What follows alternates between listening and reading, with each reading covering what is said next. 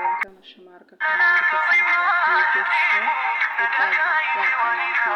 ganda jenne hundum tigeessana warduftoota kiyya nageenkiisana akka kabshinin jedha warduftoota kiyya warroonni hanga ammaa jalqabarraa hanga ammaa warrufaa turtan like share and subscribe and comment galatoo magalan keessan dachaa haa ta'u harka fayyaa argadha bakka yaaddan muraada gayaa isiniin jedha warroonni haroota ta'anillee gama YouTube channel kiyya dabalamu maatii naaf ta'a subscribe like share comment godhaa isiniin jedha warroonni durallee karaa dhuftanillee maatii akkuma naataa ta'anii yeroo viidiyoon kiyya isin bira ga'u like share gochuun dagatiin akkuma viidiyoo kiyya irra seentanii jechuudha subscribe yeroo gootan የደውል ምልክት mallattoo ol jettu sanarra kaaya akka viidiyoon kiyya adda gadhiisu isin bira ga'u jechuu viidiyoon kiyya isinitti tole jechuudha akkasii viidiyoon kiyya qarraani waa'een irraa dubbachuu dhufe rakkoon obboleeyyan keenya rakkoo keenya jechuudha rakkoo tokko ananarra hin geenne yookaan ani wanta itti fayyadamee rakkoo san jalaa hanga tokko rabbii gaditti kanama eego rabbii gaditti namni doktor osoo hin taane uumamumaan namni waan tokko akkaataa itti fayyadama isaa wanta isa miidhu tokko uumamumaan rabbii namaa kenna jechuudha ka doktorummaa bichaati miti jechuudha maalifi waan tokko doktorummaa gizee mara doktor bira dhayitee waan si dhukkubsan gizee mara doktor bira dhayitee yaaluu dandeettu jechuudha kanaafi samoona kana miidiyaa tiktokii irra deemaa jira obboleeyyan kiyya jechuudha akkuma kiyya mana namaa keessa dalaydan waan ofii kiyya ani fayyadamee ana waggaa dheeraa biyya namaa dalagee jira jechuudha waan ofii kiyya na fayyadameetiin ofii kiyya fayyadamee arge obboleeyyan kiyyallee kan mana namaa keessa jiran akka itti fayyadaman barbaada jechuudha inni kuni maal inni jechuun keessaa na hordoftoota kiyya inni kuni waa'ee harka asin dura ramadaana keessa harka zayitiin gube arge zayitii danfata irra jige jechuudha harka san dhiyoo tanallee akkasuma harka sanii lammata deebi'ee arge lammatallee kalee mudheen gadda ittuma deebi'ee harka kolooriksiin ciccire arge maaliifi irraa dubbadha jedhee yeroo dhabe jechuudha obboleeyyan kiyya rabbiin kana jalaa nu haalaafisu kana jalaa rabbiin nu haabaasu maal inni akkana isin harka keessan godhaa jiru anillee narra ga'ee waan argeef jechuudha maaliifi siistema waa itti fayyadaman waliif raabsuun dirqama isinillee namoonni biraa jechuudha wanta ofii fayyadamtanii isin fayyade tokko wanta dhugaa ta'e tokko dhugaan dhugatti namaaf dabarsaa namoonni tokko yoo namni viidiyoo haasa'u yoo namni nama gorsu yoo namni waa jedhu subscribe fi like ittiin funaannataa fi viidiyoo dalaydii hin sobdii maalii waan akkana kana haasoftanii beektanii wanta nama fayyadu tokko namarraa fayyadamtanii waan san dhageeffattanii itti dalaydanii laaltanii waan san hangam dhugaaf hangam kijiba itti dalaydanii laaltanii irraa fayyadamtanii yoo laayikii yoo nama gootanii darajaan namarraan bu'u jechuudha kanaaf yoo lakki ani hin beekaa waan na fayyadu ani hin beekaa jette immoo kan beekne baay'eetu jira jechuudha kan miidhamaa jiru akka obboleeyyan keenya miidiyaa irratti akkanatti harki isaanii luqqa'ee zayitiin irra gajjige akkuma zayitiin irra gajjige saniin dhiisan malee wanta itti godhamu san ittiin godhanii jechuudha mana ka jiran mana namaati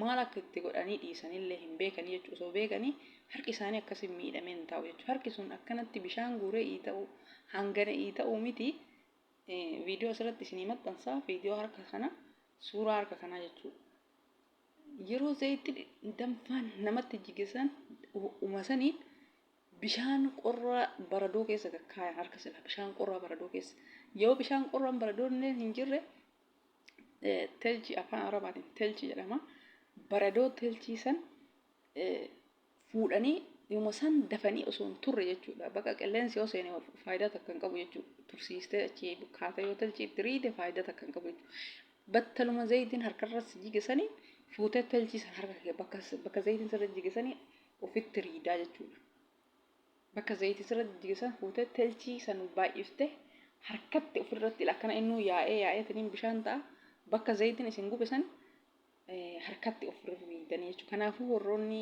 viidiyoo kana dhageeffattan share godha ijoolleen teenya tageessa fi haaraa dhuftu amma dhuftutun itti haa fayyadamtu baay'ee garaana nyaate harki isaanillee akkuma harka kiyyaati natti dhagahama maaliifi na gubee waan argeefi gubaa hagana harka hagana luqqa'ee zayitiin gube kanaa miti huma xiqqoo isii yoo waasi guban bishaan harki kun bishaan guura xiqqommaan suni akka ibiddaa kanaan nama gubdi jechuudha. Kan gana gahu kana miti kan jiran mana namaati.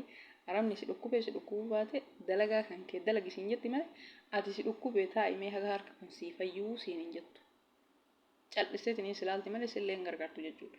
Kanaaf nu dhukkubuu baatullee inuma dalaynaa jechuudha biyya namaatitti. Maal goonaree mana namaa jirraa mirga hin qabnu. Kanaaf obboleeyyan kee warroonni argitan viidiyoo kee kana sheer godha. Obboleeyyan keenya ka haarawaa dhufan miidhamaa waan jiraniif warroonni hin beekne waan harki isaanii akkanatti miidhamaa waan jiruuf itti haa fayyadamanii sheer godhaa, laayikii godhaa, sabskiraaybii godhaa, darajaan isinirraa hin bu'u. Kanaafillee eenyuun jettanii waan akkana waan nu fayyadu kana hundumti keessanuu tarii kaka'ana caalullee beekuu dandeettanii viidiyoo namaaf dalagaatii namaaf dabarsaa walillee jajjabeessa.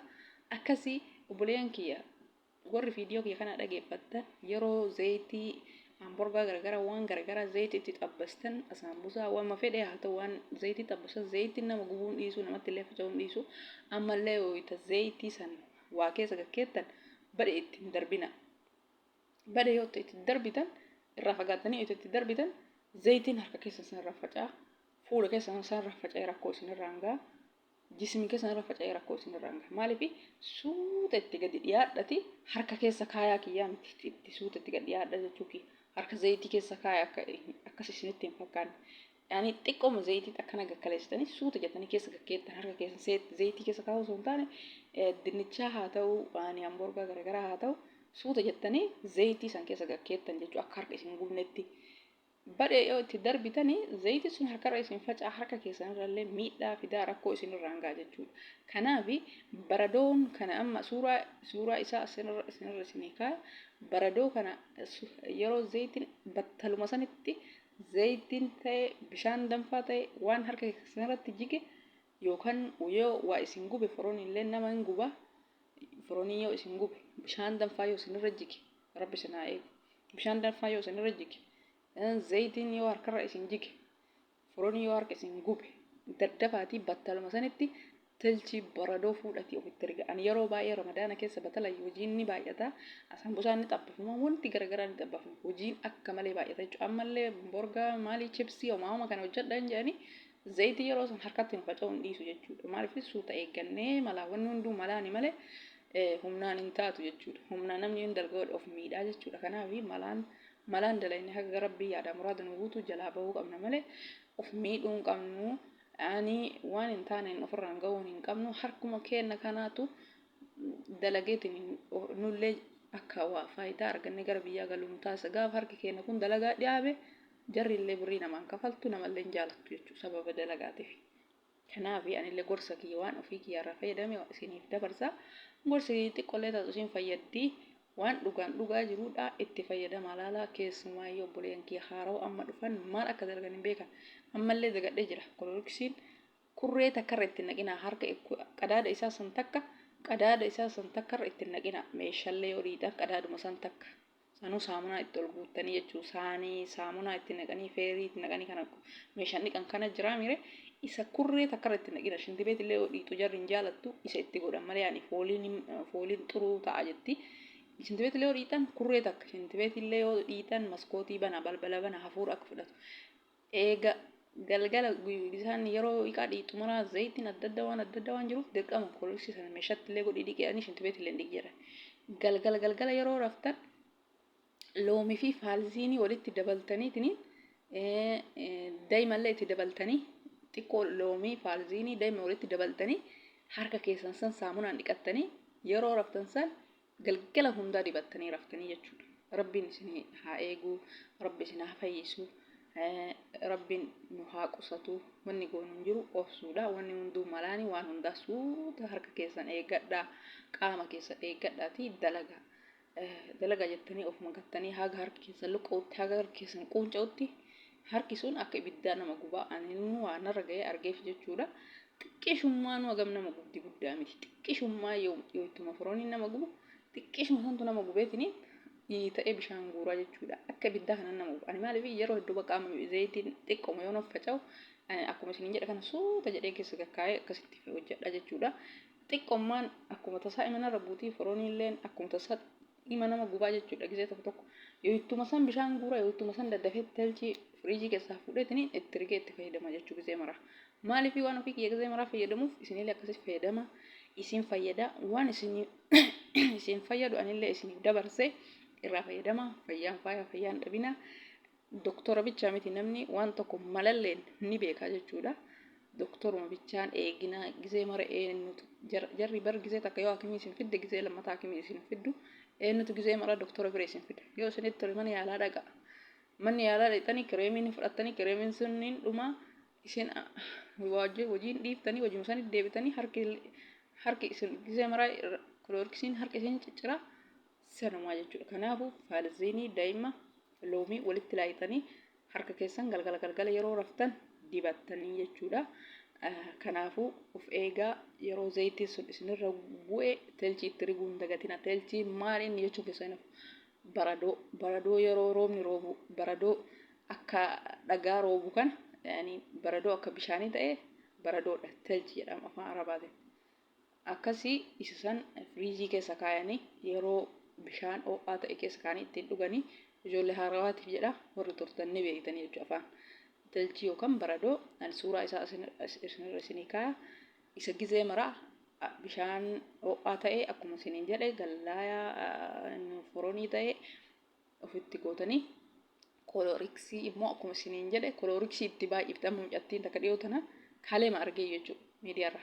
Kolooriksii yeroo itti baay'ifta harka akkasii isin cicciraa jechuudha harka keessan isin cicciraa jechuudha. Kanaafi isa ittiin baay'isinaa harka keessanillee of eegaa fayyaa keessanillee of eegaa yeroo isin dibeetii dhiitanillee isin okkaamsaa garaa keessanillee rakkoo isinirraan gayaa.